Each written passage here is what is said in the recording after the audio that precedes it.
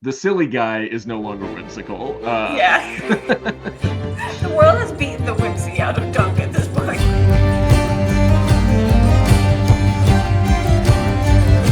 Hello, everyone, and welcome to A Pod of the Seven Kingdoms, where you can join us on a close reread of the Dunk and Egg novellas by George R.R. Martin. I am Baki Balboa. And I'm Belak, and we are continuing our reading of Dunk and Egg, and everything is fine. It's And all good. nothing bad will happen to my good boy Dunk. For anyone following along in the paperback, we are picking up on page 76, right under the picture of Dunk in jail, whoopsie doodle. And we are going to the middle of page 85, just above the picture that ends with, "And with dawn comes death." Very dark and spooky. A very uplifting cliffhanger to end on. You told me these were like fun, happy, lighthearted books. And it opens with burying a corpse, and now Dunk is in jail, and I feel like I've been misled. There's been sentences here and there of whimsy. George R. R. Martin said, "This is as much whimsy as I can do." Yeah. I'll give you like one or two sentences every 10 pages. Yeah. He said the whimsy is that this guy is so silly. That's the whimsy. Exactly. And now the whimsy is that the silly guy is no longer whimsical. Yeah. The world has beaten the whimsy out of Dunk at this point. Well, like you said, we open this section on our boy Dunk in jail, and not just in jail. He is at the top of a tower in Ashford Castle, staring out a window that doesn't even face the tourney grounds. And he's still trying to sin. He's so sweet. And he's thinking, like, if I was out there today, he's like, well, it's kind of cloudy, so like, the conditions are kind of shit. But it's like, I could have been at the front of the crowd watching. Egg could have been sitting in front of me. It would have been so nice, and I can't even see it from here. But I'm gonna like listen and imagine what's happening. To me, I was immediately reminded of that genre of TikTok that was going on for a while when people would go on business trips to mundane places and open their hotel windows with the Princess Diaries music in the back. Yes. And welcome to Genovia. And then Miracles Happen plays in the background. Yeah. I was imagining the same thing where he looks out his tower cell and it is a town and field and farms. Yes. Like... Oh, that's fantastic. That's exactly what it would be. That's what's on Dunk's TikTok. That's his first TikTok. Exactly. It's just panning at the window with the bars. Miracles happen once in a while. Amazing.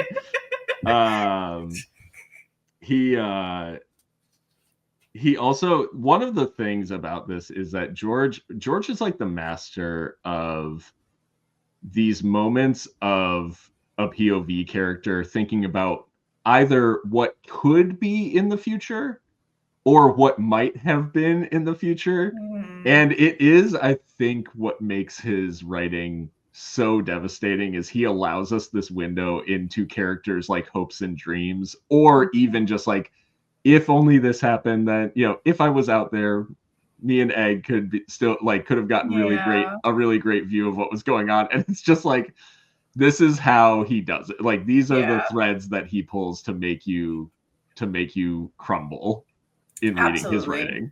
And it is sad, but I mean, it's also like a very human thought. Like, people, when you expect something to go, it's actually one of, I think, like the sadder things of the human existence is like we are expecting something positive to happen, and then something very bad the other way happens. It's like, the worst. And like, you don't deserve it, obviously. Like, if you do something bad, and but like Dunk didn't do anything bad. He did the right thing.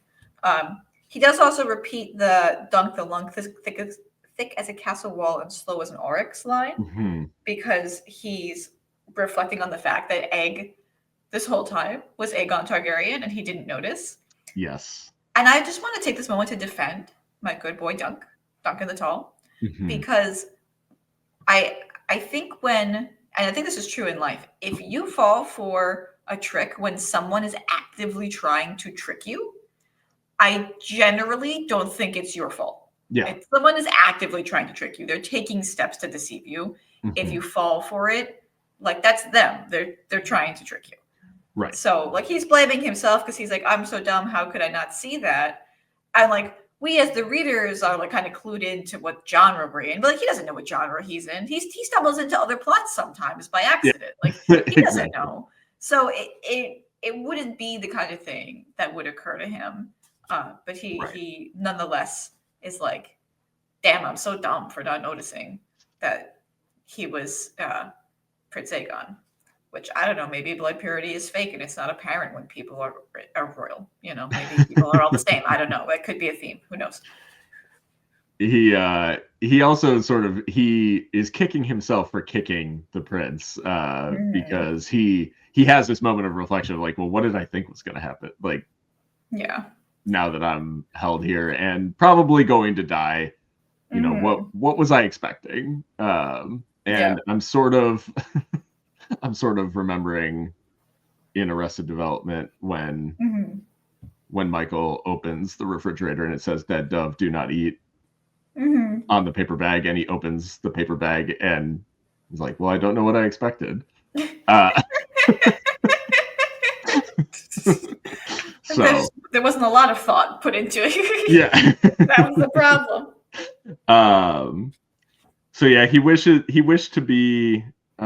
He wished he was in the crowd to watch the jousting, and it would be a good day for hedge knights, for men in plain mail on unbarded horses. So he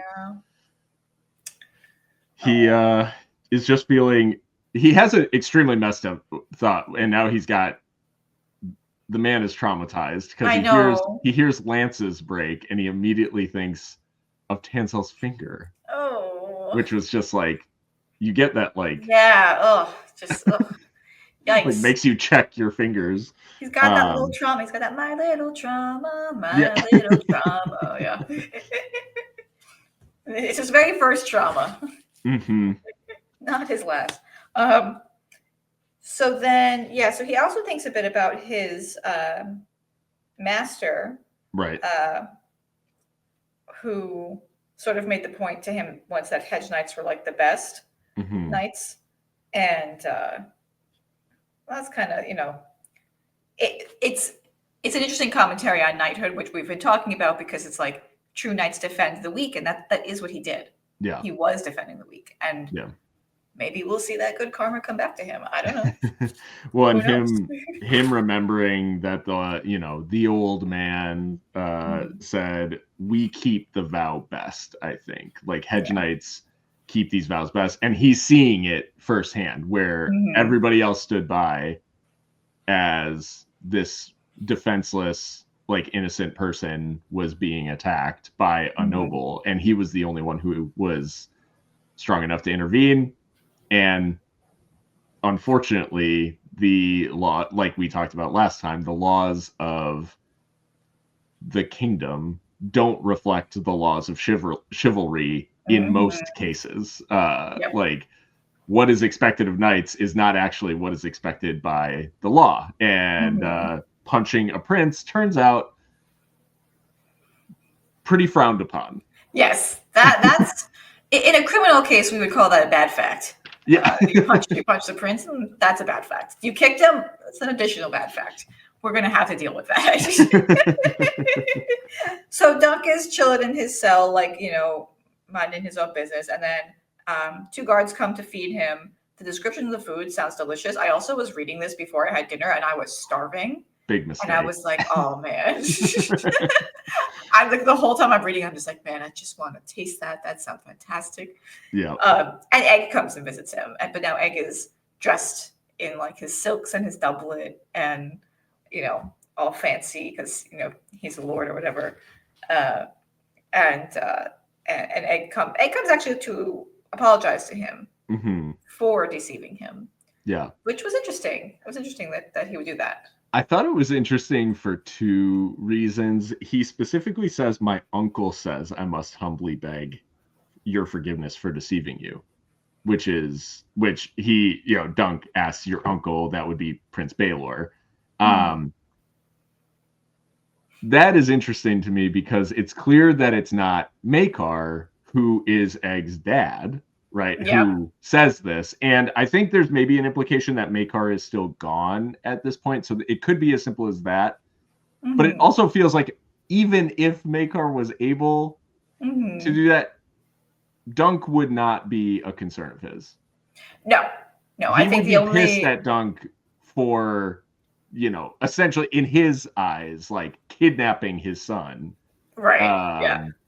When Baelor sees exactly what happens and sees through, like, this is a person who was told something by this noble kid and believed it. So to your point earlier, he's being actively deceived, and Baelor gives him the benefit of the doubt in that specific way, which it feels very un-Targaryen, unnoble, like, or ignoble, whatever, of just not the typical response of royalty, and not the response that everybody else has. Like, Baelor is the only person who feels like this.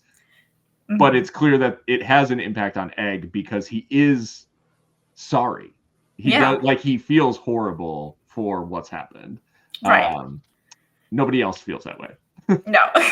Well, I think for Baelor, it actually characterizes him in two ways. Because on the one hand, like you're saying, he gives Dunk the benefit of the doubt. But in order to do that, he has to give the doubt to his family. So when he's looking at the two, he's saying Dunk is more trustworthy. Of what I know of these people. And I've met this knight once. How many times have you met Baelor? I think just one time. One time before, yeah. We had one interaction. But I know Aerion. So I know not to give him the benefit of the doubt. I know not to trust Aerion. Right. And it wouldn't, why would some random hedge knight fight a prince, but for there being some cause, like there being some impetus to it, which is very logical of Baelor. And that's like, I love George's characterization because he does so much characterization with so little on the page. Yeah. But that comes across very clearly that, like, Egg is here to apologize because he does feel bad, but also he was told to by Baelor, and he's listening, to that command. So I love that kind of stuff. Thank you, George. We get in this interaction to a Maester Aemon mention. Yay! Yay! Remember that guy? And again, this is one where it's like, I know the reader is filling in some of the blanks in this case because, if you've read the main series, you obviously are attaching, like, oh my god, like Maester Aemon. Yeah. But it's not. I think it's a characterization of Aemon. One, it's a bit of a callback because he calls Egg in in that famous scene of, like, I dreamed I was old. And which, devastating. I have chills even saying that. But Aemon is the one who gave him the nickname Egg, which I think further characterizes sort of their relationship, and also just how Aemon is versus Aerion, obviously, and the rest of his siblings. Like, Aemon is clearly the one closest to Aegon. And the one with maybe the most impact for a similar reason. But always love a Maester Aemon mention. And it's a nice little connection to the main series. And then the descriptions of the food. Dunk lifted the skewer and bit into a chunk of meat goat flavored with some lordly spice he'd never tasted before. This is one. This is so good. So this was, and I know we're not to themes yet, but like the classism just jumped out with this because this is a man who's imprisoned, and he's eating better than he's ever eaten in his entire life. Which just, like, shows the gulf of, like, standard of living, where he was traveling with the Hedge Knight. You don't have a lot of spare spices for your food. Maybe something here and there at an inn when you've got some spare coin. And he's now in jail and eating better than he was with Arlen or himself. And I wonder, like, I don't know if I'm, like, reading too much into it, because I wonder if it's a sign that, like, Baelor is like, yo, I'm so sorry. You know, Yeah, it could be either. It could just be that this is what they feed their prisoners here because, like, he's not in like a dungeon cell. He's like in a tower room somewhere. Right, Like, right. he's not being like tortured or anything like that. The So this, oubliette or whatever. yeah, he could. This could just be what they feed their prisoners, and they don't even think twice about it because they're lords. Or it could be Baelor being like, send him food and please make it nice because then I have to talk to him afterwards, and I have some bad news. Mm-hmm. Or it could be some combination thereof. Yeah. No, that's fair. So, but I thought it was, you know, people complain about George R. R. Martin's descriptions of food. I love his descriptions of food. I'm not among those. Yeah, I will never complain. Tell me more about the peacock in its full plumage on the table. Like, I want to know. Yeah. So. People like spice in books. Like, some people like spice in books. I like spices. Right, spices. Exactly. Tell me more about the hot peppers. I want to know. I want to know every single thing, literally. But you talked about reading it hungry earlier, and it is genuinely a problem where, like, if I'm reading A Song of Ice and Fire or these books hungry, it can be, and you happen upon the wrong page, like, do not read Clash and the chapters where Catelyn is in Renly's camp on an empty stomach. Yeah. You will spend far too much money at the grocery store. But absolutely. No, you will get no complaints from me. I think this next exchange is something that is like, so again, like, we get Egg's sort of perspective, because Dunk's initial thought, now that he's been tricked, is like, did you just do this to be an asshole? Yeah. And Egg has this genuine response that, like, I did it because I wanted to be a squire. I'm meant to be Daeron's squire, and he forced me to run away, like, and not come to the tournament, which I wanted to be at. So I found my way there regardless. It also includes the detail that it was Daeron who shaved his head. Yeah. Which I thought, that's actually, like, not a great look for Daeron. Forcefully shaving people's hair off is pretty rough. Yeah, and it can be very dehumanizing. I mean, we see it in the text with Cersei when she's prepared for her walk, quote unquote. You know, they actually, if I recall the text correctly, they shave her completely, which means they shave all the hair off of her, including the hair on her head. And it obviously has different implications for women versus men in this type of patriarchy. But still, like, the physical act of, like, grabbing your kid brother and being like, come here, I'm taking what would have to be like a flat, sharp blade to your head. Don't move or you might get hurt, you know, and doing that forcibly. Yeah, it's like quite traumatic, I imagine. There's a great line in here, which I think, like, gets at, again, it's like the themes and what we've talked about for much of this podcast, but the line where Egg says, like, we're both from King's Landing still. Yeah. And Dunk laughs and is like, yes, you from the top of Aegon's Hill and me from the bottom. And he said, that's not so far, sir. Yeah. Which I thought was like, oh, this little kid who's so idealistic, like, in a society where that is, it may as well be a million miles. Oh, right? Absolutely. Like, in terms of just quality of life and all of these things that we've talked about, privilege and everything else. But it does, again, you know, characterize Egg and sort of set up, like, what we know about Egg in the future of like, of him just being, like, a good person.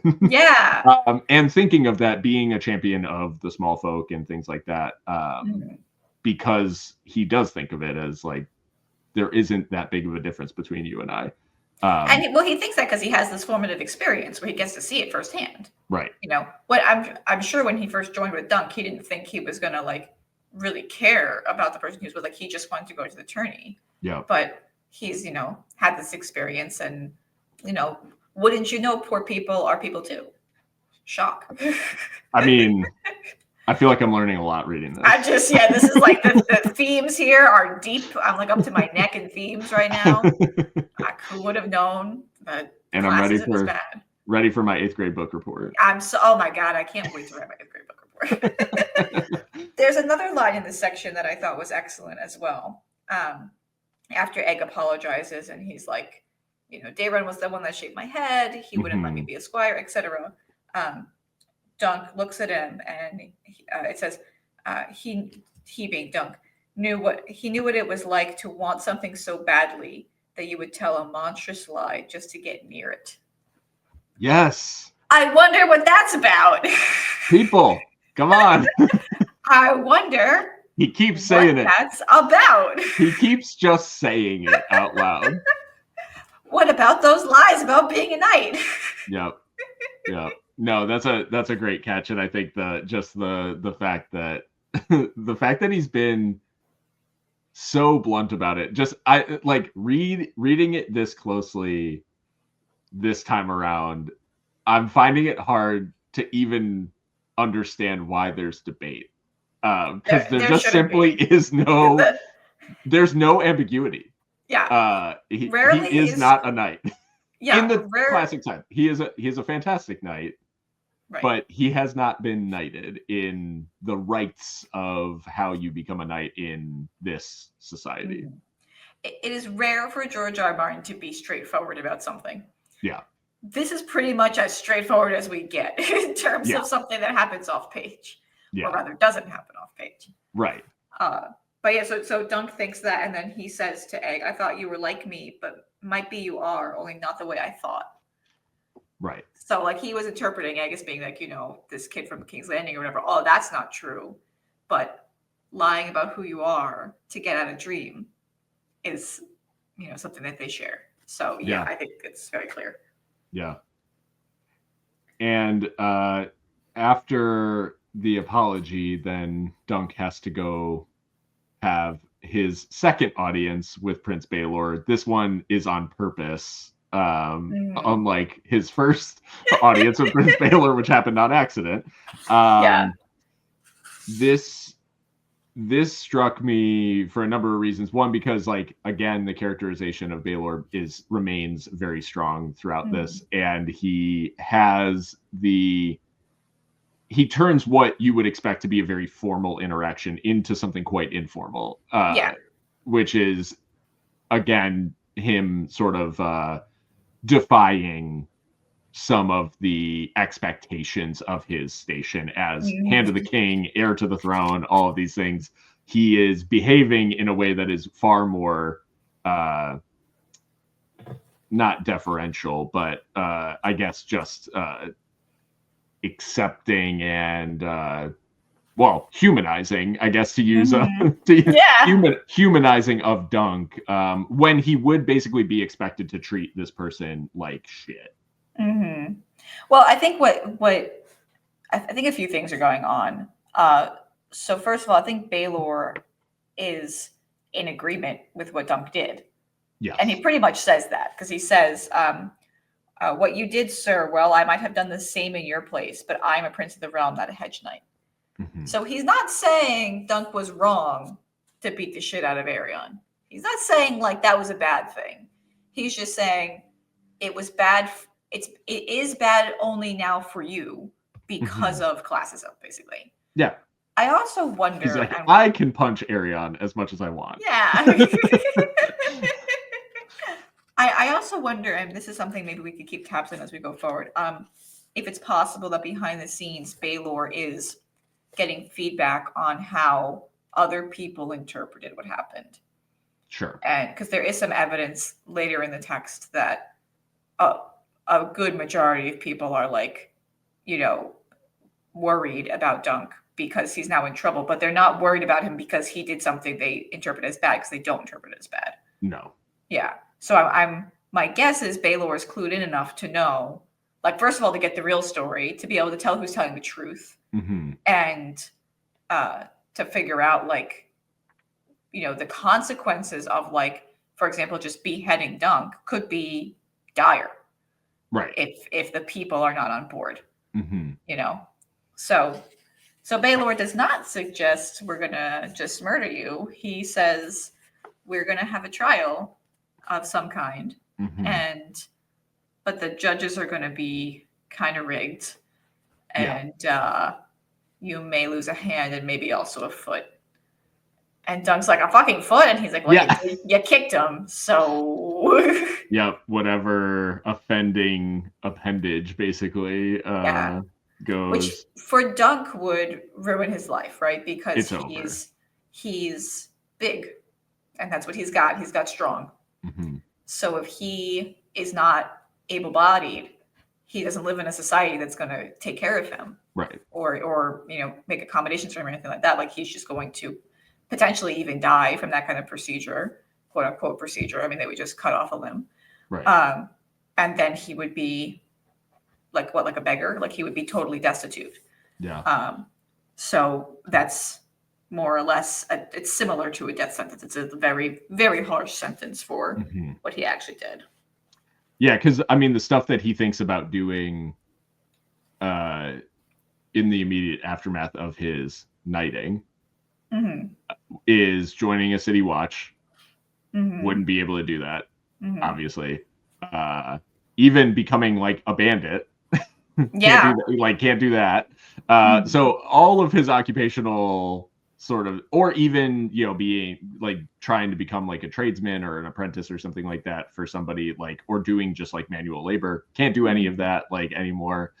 So it is truly just like it's a sentence, basically like a banishment from like typical society, because there are no accommodations made for someone who's been wounded or maimed or whatever, like in that way.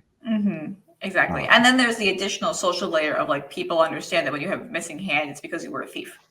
Sure. So they recognize that as like a punishment kind of thing. So like it would be like, it would also mark him forever. Like it would be a very severe punishment for something that was, in my opinion, not a crime, but alas.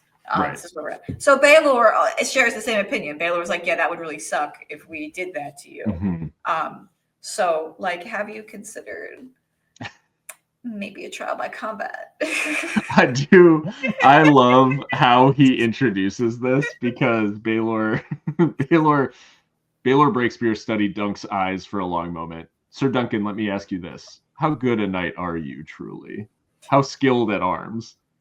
Dunk did not know what to say. Sir Arlen taught me sword and shield and how to tilt at rings and quintains. Prince Baelor seemed troubled by that answer. Oh no! I just find that so funny, because Baelor is hoping he can win. Yeah, he said this boy is big. Maybe he can beat the shit out of Aerion. Yeah. And I can get 2 birds, 1 stone. This guy doesn't get injured, and fucking Aerion gets the shit kicked out of him. That would be great. Right. Baelor's like, I would love this. This would be fantastic. Right. But Aerion's a very good fighter. Exactly. And trained by the, best of the best masters at arms and everything. And it's like this giant kid got trained by a Hedge Knight who was decent enough in a joust, but who knows what sort of swordsman he was, and blah, blah, blah. There's all kinds of considerations. But it is funny that as this conversation goes on, Baelor essentially arrives at the idea that, well, however good a knight you are, like, it's basically your only shot, is some sort of trial by combat.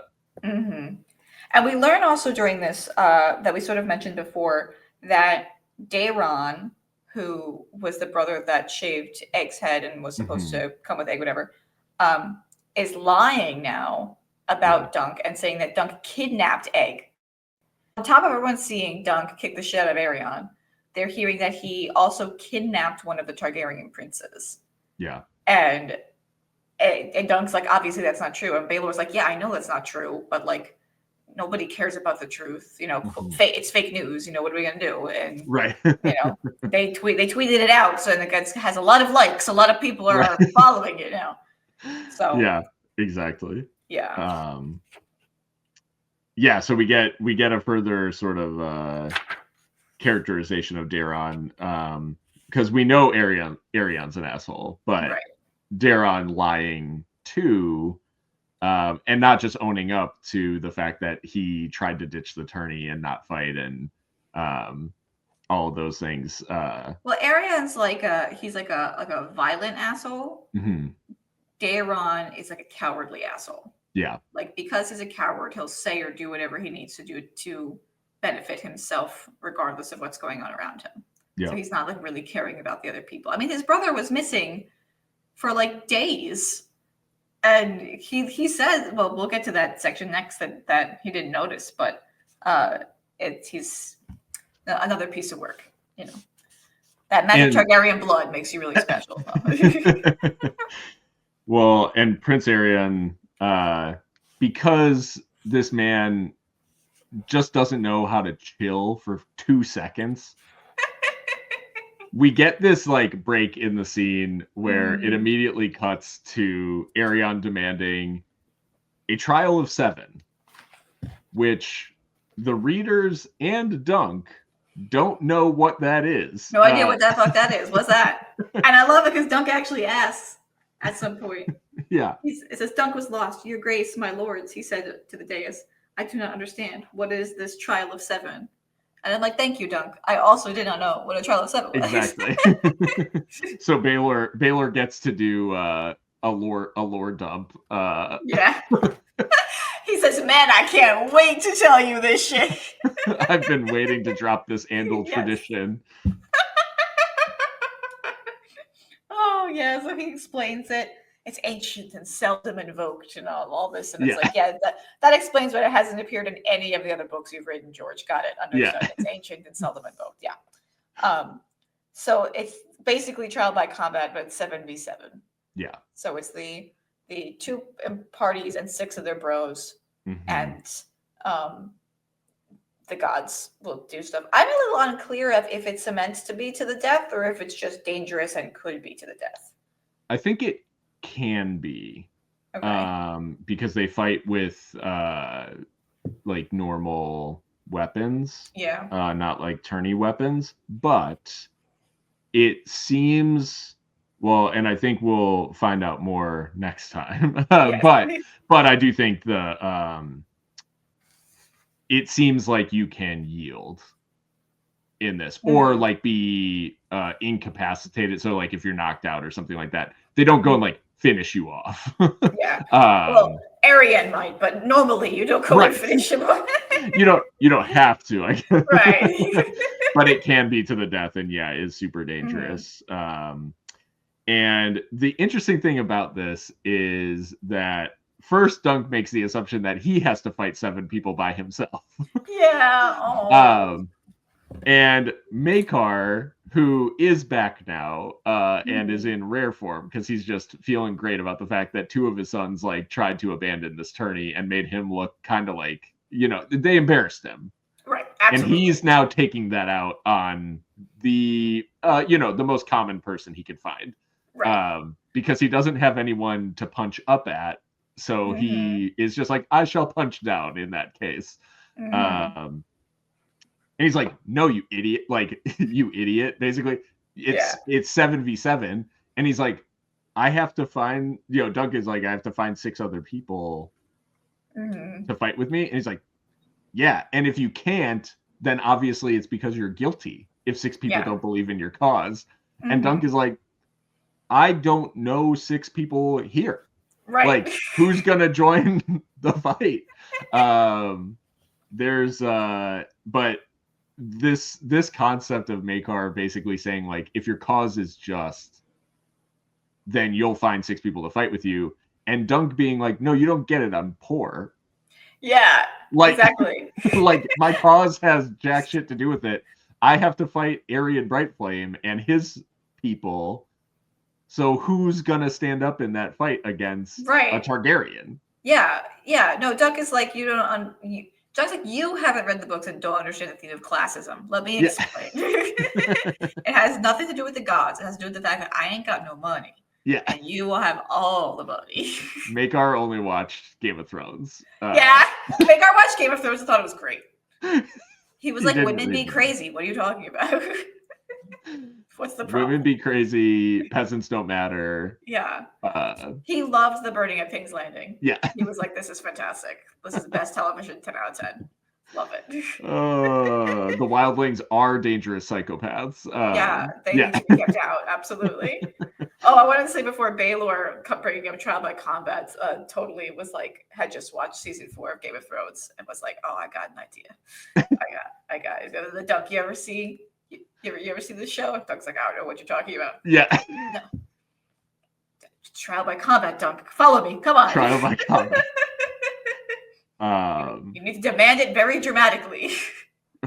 I don't know. I think like I also like just like as a meta thing, I wonder when Martin actually came up with this concept, because like in the books, in the Tyrion Trial by Combat, why wouldn't Tywin or Cersei be like, we're not going to do Trial by Combat, we'll do Trial by 7, and like good luck finding all those champions, because Tyrion barely found one. Right. And he got really lucky because Oberyn has like own shit going on for the reason like he wanted to fight the Mountain. Right. But like Tyrion would never. He would, and they could have just named him guilty. So or they could have just had like the 7 fight the 1 or whatever, and then like, you know, call it a day. But yeah, so I don't know. I think I see you coming up with ideas later, George. It's okay. I'm not mad about it. I'm just saying I see you gardening. I appreciate it. And so then the section we read ends with Dunk leaving the castle and going out to look for people. And I had a question, because I don't remember the timeline, but it says, because he leaves like in the middle of the night, and it says dawn would be on him in a few hours, and with dawn comes death. Is the trial by 7 in the morning? I don't remember. I don't know. I think it is. I think it's the next morning. I think you're right, actually.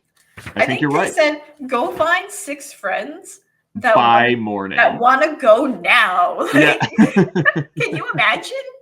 Oh my God. Who's ready to go from I'm at a tournament to I'm going to fight on behalf of this Hedge Knight and potentially die?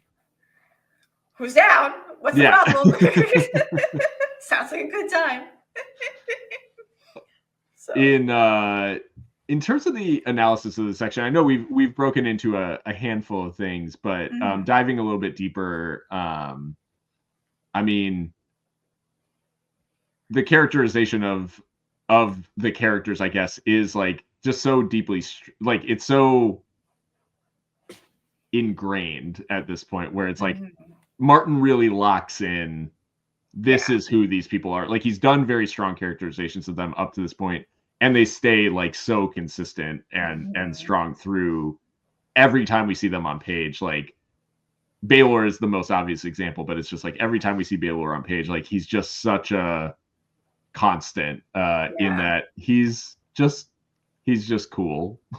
He's so cool. I wish I long to be as cool as Baelor. Like we all long to be as cool as Baelor. He is so cool. And I was thinking about it, and I wonder what you think about this. A lot of the readers of these novellas will come in with the prior knowledge of the main series, of like A Song of Ice and Fire, right? Sure. And I do think that's beneficial to understanding the world. But I was when I read it, I try to think like, how would a first-time reader who has not read, like had not had other exposure, would they understand like what's happening, and would they get this? And I think they would. I think that the character, like even absent knowing like the world building behind all this, like who the Targaryens are and all this, like I think you still get the characterizations of like the really cool prince who's like, you know, like his writing is strong enough that I don't think you need that backstory to understand this. Sure. Yeah, I would agree. I think it helps having the background for sure.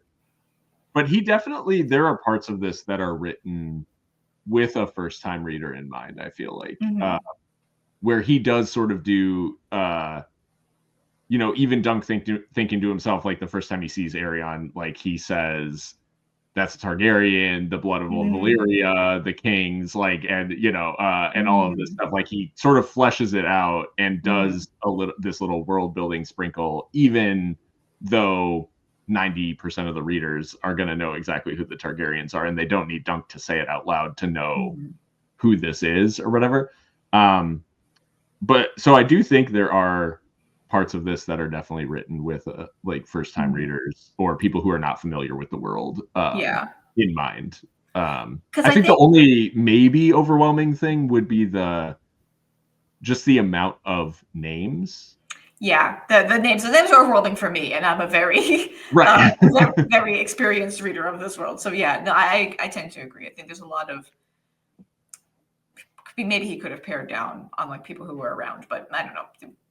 The reason I was thinking about it was like I think I'm simultaneously, reading Fire and Blood again, and I don't think Fire and Blood is accessible without the background. Definitely. Yeah. No, I would totally think Fire agree. and Blood needs you to come in knowing things before you start it. Like I think it'd be very hard to just like read that cold. Yeah. Yeah. I think if Fire and Blood was written like this, then maybe if it was like events or like vignettes or whatever that were written from a specific perspective, then maybe. But the fact that it's written as sort of matter of factly as it is, it does sort of require you to have done your homework essentially before you read Fire and Blood. Yeah, exactly.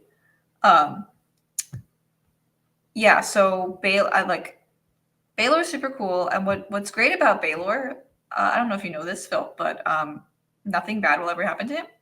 Yeah. And he will be king. He's gonna, and hopefully not too soon, because Daron the Good is gonna be king, for a long time. Long time. And then he's gonna be king next, and then probably, Valar will be king after him, and it'll just everything will be fine. Everything, but that's the kind of story George R. R. Martin writes, a story where everything's fine. Exactly. And the cool people definitely don't die horrible deaths. I had this thought also about Aerion in this section. So like Aerion, the note I put, it was Aerion politicking so hard. And I basically like, I wonder if Aerion is like pulling this shit, because this is like a stunt, right? This is like a scapegoat. Like, look at this poor guy. He's clearly like this common man is clearly the cause of all our problems. He beat me up wrongfully. He stole egg. Like he's doing all these things. Like look at him. Yeah. And I wonder how much of that is, or if it is at all related to his Aerion's bad behavior at the tourney like a day or two before. Yeah. And if he's kind of almost like not trying to redeem himself, because he's not like trying to be good, but trying to like redeem his image as like he's now a victim. Yeah. Now he's being victimized. You can't be mad at him for killing this guy's horse and like being totally dishonorable, like doing crazy shit at that joust, because now he's being attacked. Yeah. And you can't be mad. Does that make sense? Yeah, he's essentially like reframing all of the, and I think he's also creating, like you said, a spectacle essentially just is giving something else for people to talk about. Because you imagine like the only thing right now, as this day of the tourney is going on, you can imagine like in the stands, all people are talking about is, did you see this shit? Like, I came in today and like the puppet show was like all gone. I heard Aerion lost his shit and like went crazy. And so the commons, most of the lords like are probably just talking about the fact. And it's like, I also heard he got his ass kicked by this guy. Yeah. Which like everybody's secretly happy about, because this guy's like a well-known asshole. He acted like an asshole yesterday.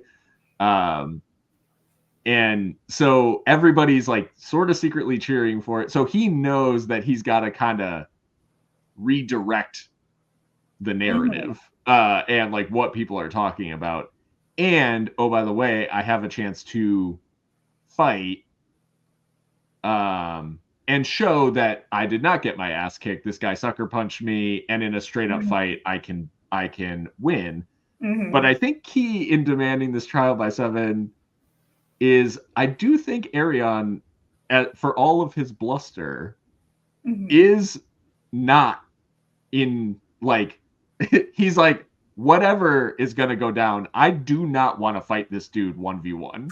Yes, that was the other thing I was going to say. I think he's afraid because Doug's fucking huge. Yeah. I don't. I actually declined to fight this gigantic man. I kind of wonder if Baelor was hoping that like the potential for a trial by combat would like maybe dissuade Aerion, but then Aerion was like, "No, I know my lore. I'm gonna do a counter. I'm doing a trial by 7 instead, and then Exactly. that way a bunch of my friends can fight the giant man." Right.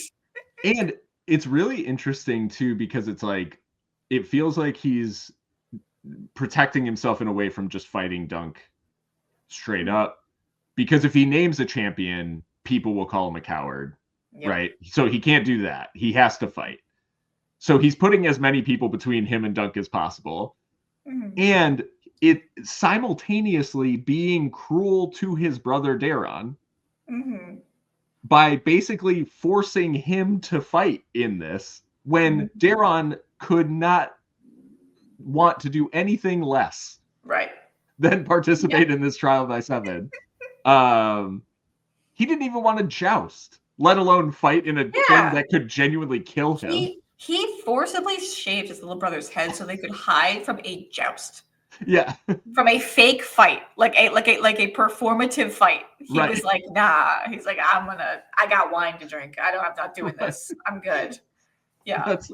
That's what it's sort of like if someone lied about like maybe like an athlete lied about being injured to not participate in a sporting event, and someone was like, okay, cool, you're going to war. He's like, wait, that is not what I like. Right, that is much worse than what I didn't sign up for. Hold up. So I did not know that was on the table. Why are we doing this? Yeah. It's a very so I think it again, like we get this strong characterization of Aerion where he is actively like insulating himself from the actual thing that, you know, would be honorable, which is, hey, you're accusing Dunk of striking you, which of course he's guilty, but this person has, by the laws of the land, demanded trial by combat. So you fight him, right? Like, and if your cause, you drop the charges, you pick. Right.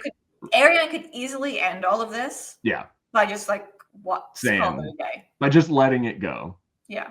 But he can't, because he thinks people think he got his ass kicked and now he's got to like win a fight. Exactly. He kind of did get his ass kicked. Yeah, I mean, he could even make up another punishment. He could be like, your punishment is you are banished from this tourney and I'm taking your horses or some such thing. Or like, I'm unknighting you. He could strip him of his knighthood or some such thing. You know, like, he could do any kind of crap. He could make some shit up, you know, be creative. But no, he's like, this poor guy definitely has no friends. How is he gonna get champions if he can't pay for them? Right. No one fights for anyone else unless you pay them, right? That's how human relations work, right? That's how you get people on your side, is you buy them off. Yeah. Like, this poor guy definitely can't do that. So we're good. We're golden.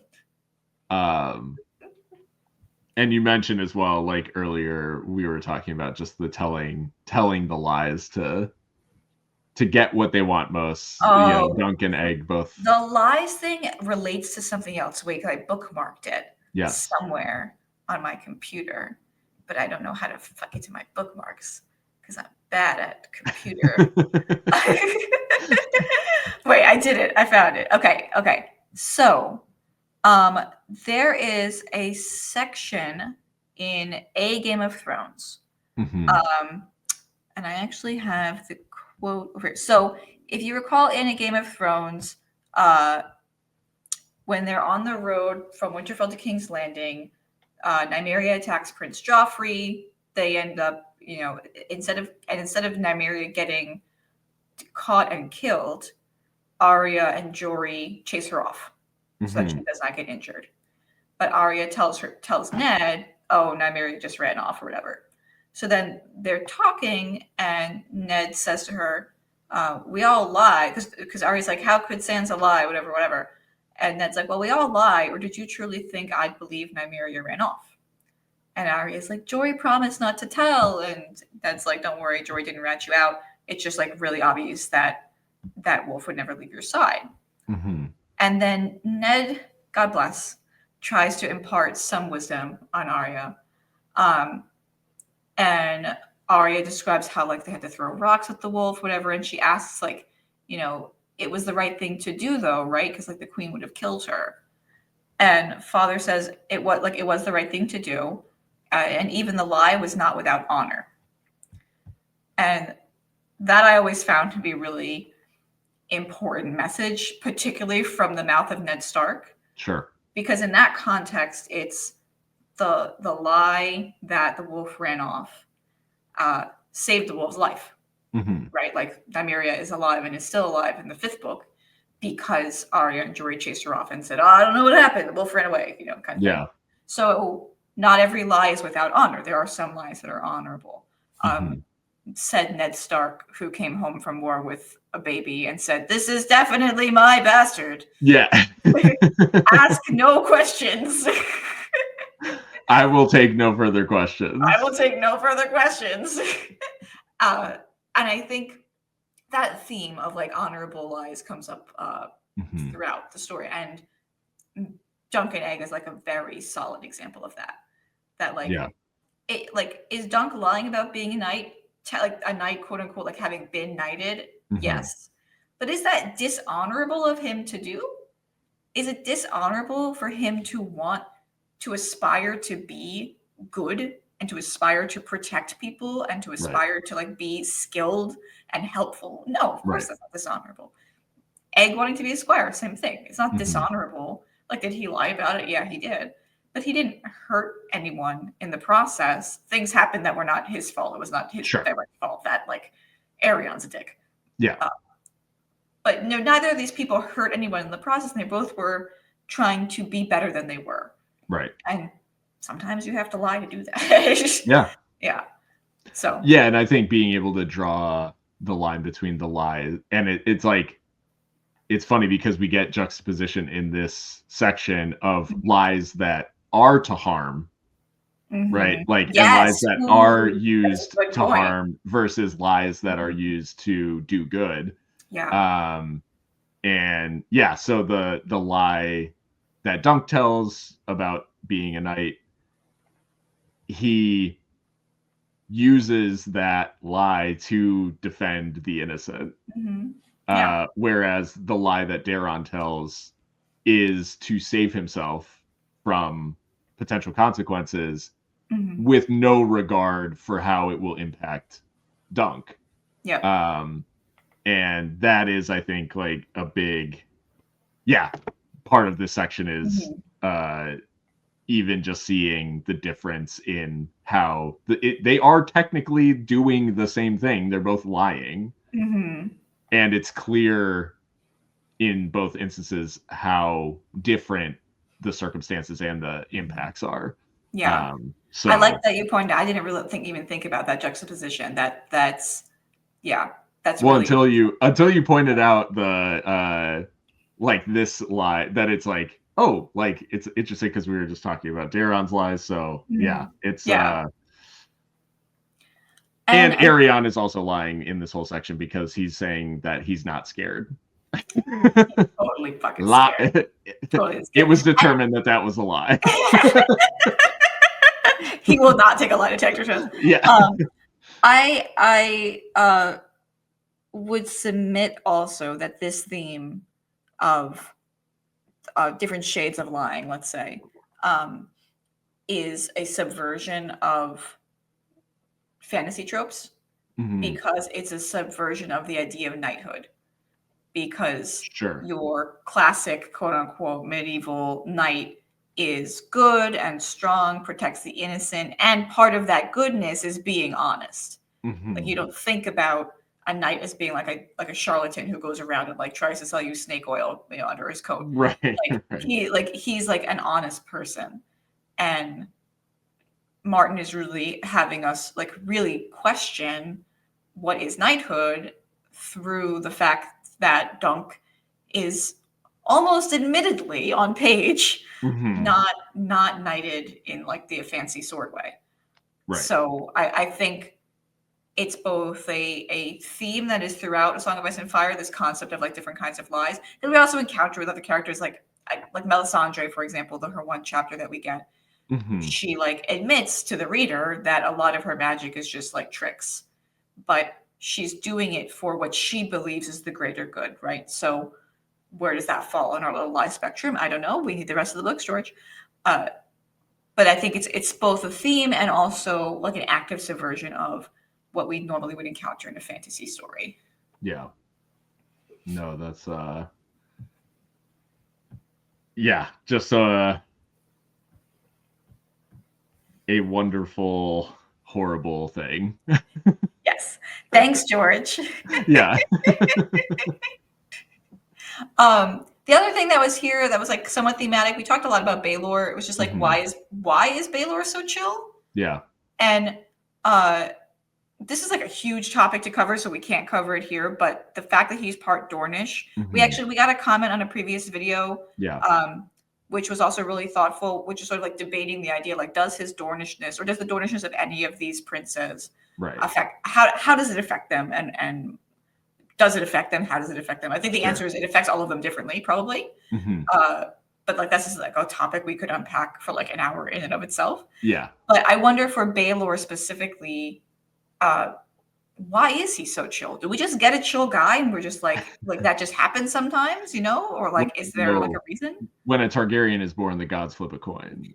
Obviously, yes. I forgot. I forgot about the coin flip. Yeah, so it just landed heads, and we're good. And they had heads, and they said, this one's gonna be cool as fuck." Yeah. And also brown hair. So he's gonna be the coolest kid. I think it does feel like there's an element of whether they embrace it or not. And I'm not saying that Baelor is like, it's not like he puts on some kind of like Dornish. He's not wearing like, traditional Dornish clothing and only eating peppers and doing like, he's not like stereotyping himself as Dornish. Yeah. But he embraces sort of the things that, mark him as not a pure Targaryen in the traditional sense. Whereas Aerion, like, sort of rages against the fact that he is even a little bit Dornish and goes out of his way. And this is where I think, without diving fully into the comment, like, I think there was sort of an idea that, can Aerion really hate or be suspicious of Dornish people if he is part Dornish? And I would say absolutely. And in fact, I think it makes it worse for Aerion because he basically rejects that aspect of himself. Part of himself, exactly. Yeah. Yes. Where he sees treachery, in these Dornishmen for no reason other than like, he saw a dragon puppet killed by a toy knight. And he immediately takes that as, this is an attack on my family, and he sort of recalls, and even Baelor, I think, talks about him, like, he is spinning the tale that this is a, incitement of rebellion. Yeah. And the only way that you can really make that connection work is if you make a bunch of assumptions about Dornish people being the people that do the rebellions, right? Like that's a good point, because the puppeteers were Dornish, so I had where it's like, it's kind of hard to say, like, if it was just a person from a town in the Reach, like, would it be treated the same? Like, I don't know. Yeah, like, hard to say. I can't speak to like this specific thing directly because I am, as you might notice, white. And so I have no I have like a particular experience with that. But with like internalized misogyny, for example, that's something that, I'm a woman, I was socialized as a woman, whatever. I've dealt with unpacking like my entire life and still do. And like throughout my life, finding myself being like more critical of women, for example, and holding them to a higher standard and realizing like that's like partially a self-hatred thing. Yeah. And that's like society. That's because we live in a sexist society that taught me those things and I apply them to myself and other women. So Aerion lives in a society that is like racist towards the Dornish. That's how Westeros is. They very much othered the Dornish throughout their history. Yeah. And that's what he was taught, and reconciling that plus being like supposedly being like a prince who's like special, but then there's this like internalized aspect is just really interesting. And like again, like that and like that maybe we even do like a whole podcast on or something like that, because what an interesting topic that is. And I think it's arguable in all different ways, because people have different relations to their sense of identity. And you have someone like Aerion who's like raging against it, and then someone like Baelor who's like, I'm just so cool. There's exactly. There's probably, I mean, there's probably a chance to talk about this from like a Fire and Blood, maybe a zoomed out sort of Dornish influence in the Targaryen family and how that changed, you know, because obviously it went from Dorne is the enemy forever and always to now we have marriage pacts with Dorne because we want them to be in the Seven Kingdoms. So yeah, and we can't beat them in the wars. And we ran out of dragons to throw at them. Yeah. So yeah, no, that's a very interesting. Keep an eye out. We might do an episode on that. Yeah, yes. I think. Yeah, this is how the planning sessions happen, people. Exactly. Look behind the curtain. These are the production meetings. They are also the episodes. We're just doubling up. We're just saving time. It's fine. This is government efficiency. I do want to say the person who commented, it was a very thoughtful comment, and you got 100%. So 100%. You're not wrong. You're just absolutely not wrong. This is a thickly debatable topic, but I think it's really interesting. Yeah, and there's, like you said, like layers and layers, and worth further discussion, which further validates making the comment in the first place. Yeah, absolutely. What do you want to see in the show out of this section? I want to see the food. So, like I said, I read the section when I was hungry. I wrote my notes when I was hungry, and I'm like, I want to see that fucking goat. I want to see that the grease dripping down the chin. Yeah. So that was what I took away from the section. I do enjoy that. I was thinking that in the moment, this is a very, very small thing. Like most of the wish list things we've had are kind of like, oh, this could be the shot, or this could be like this thing or whatever. My thing in the wish list is when Baelor asks the question of how good of a knight are you, I want him to be like, Sir Arlen trained me at arms, and it flashes back to the most like goofy training session that they've ever done. And that Baelor just like sees that in his face and is like, like that would be great. Like, Sir Arlen trained me at arms. It flashes back. Sir Arlen's like, this is the hilt of the sword. Yeah. You Dunk like falling off a horse, like Dunk like tripping and almost stabbing himself. Sir Arlen like, whoa. I just say, like, I just had this idea that like where Baelor's like, okay, well, I don't know what other choice you have.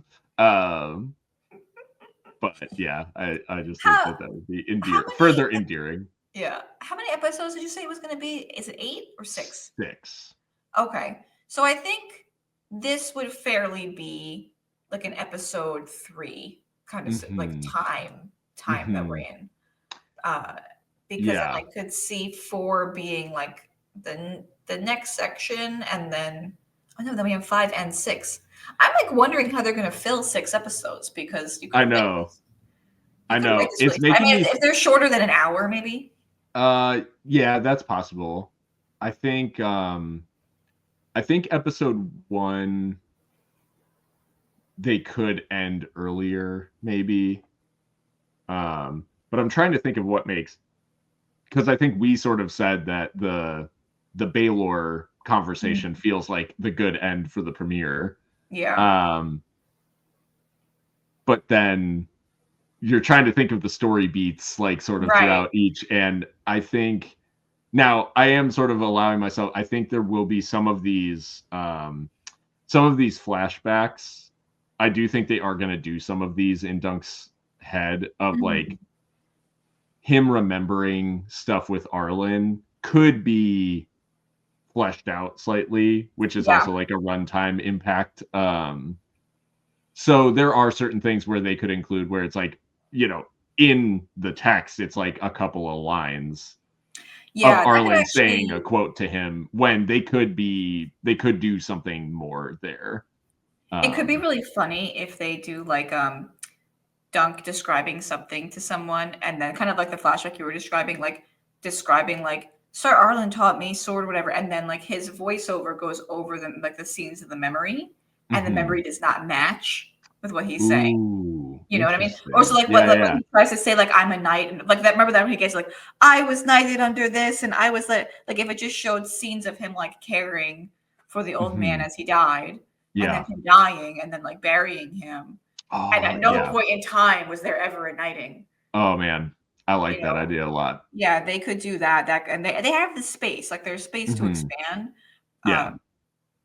I just don't want them to expand wrong. Please, HBO. Yeah. Please, HBO, don't do it wrong. I'm so nervous. He trips over a weirwood stump and sees Daemon Targaryen. And Daemon said the Song of Ice and Fire. Yeah. Oh my God. You are it. Yeah. Wait until he sees a vision of Arya jumping from half court with a tummy dagger, stabbing the White Walker. Oh no. And Dunk goes, that was odd, and he keeps going. Jumping from half court. Now I'm picturing Space Jam. Yeah. When Michael Jordan stretches his arm, that's Arya. Like that's what gets she grabbed did. Around the throat by the Night King, and she stretches her arm. Yeah, that's what I saw on my screen. Is that not what you saw on your screen? Well, I didn't see much. It was the Battle of Winterfell after all. True. It was dark. It was It was a long night. It was like a long all-nighter. Yeah, and they defeated all the zombies. The one long night. Yeah. Anyway, before we spiral into season 8 critiques, it was bad. Did you know? Right? Have you heard? It was only one full lifetime ago that it came out. So, where can people find you on the internet, Belok? Oh, I'm on the internet. I am. You can find me on TikTok as Belok, on Blue Sky as Belok, on Instagram as _Belok_. You can find me on YouTube as Barely Functional B, where I have my own YouTube show, LOL, kind of. But my dad and I are actually launching a new YouTube podcast we're going to call it Downsampled News, which will be also on the Barely Functional B page, where we talk about like news stories from the past month. We're going to try to avoid talking a lot about Donald Trump because people do that already. So we're going to talk about other things. But that should be pleasant. My father's a very nice man. Yeah. He's wanted to do it for a while, and I'm like, I finally have a place to film. Let's do it. So we're I think going to be posting the first one this weekend, actually. But God knows when this episode will come out. It might be up by the time you see this. Anyway, and I am also posting a fiction dystopian post-apocalypse zombie story on Substack, also as Belok. I try to keep consistent. So you guys can follow me all those places. What about you, Phil? Where can people find you? Yeah, you can find me at Damon Bachfire on both TikTok and Blue Sky. Again, trying to be more consistent on Blue Sky. It's not happening, but we'll get there. We're working on it. I've been doing the TikTok thing, and then over here, I'm still, I feel like I'm using TikTok as a bit of a crutch from keeping me from recording actual long form stuff on YouTube. So we'll see. It's a great platform. Hopefully we get to keep it. I don't know. We shall see. But yeah, other than that, that's what I have going on. In non-internet things, I was very excited to, I play D&D, and my group, the DM, is traveling for work for the next month. And so when he was getting ready to leave, he's like, so who's running one-shots in my absence, whatever. So I am DMing a sort of mini arc campaign thing for my group, and we had our first session last night, and it was just a lot of fun because I got to be in these like short things. You get to just kind of like do crazy stuff and be sort of ridiculous, and it was a lot of fun as I started the session cold with them, and their characters all started in dreams, and I got to do weird deep stuff with their characters, because one shots are hard to like get into your characters, so it was fun just exercising those muscles and doing some DMing and stuff. How many hours was the session? It was like 3.5, so like not that long. Yeah, that's good. That's a good length. Yeah, but a nice and they're just getting into sort of the meat of things. It'll probably be like 3 or 4 sessions total for the story. So yeah, awesome. But yeah, it was fun to write all that stuff and just enjoy, creating a little and just having them be able to explore my world a little bit, because our DM's got his own stuff going on. So yeah, that was fun. And awesome. Well, next episode, we are going to be reading from the paragraph on the bottom of 85 that starts with they had given him back his sword and silver, and they are reading to the end of page 91, if I'm... Yes, the very bottom of page 91, because the next page starts a new section. And so that last line, a copper.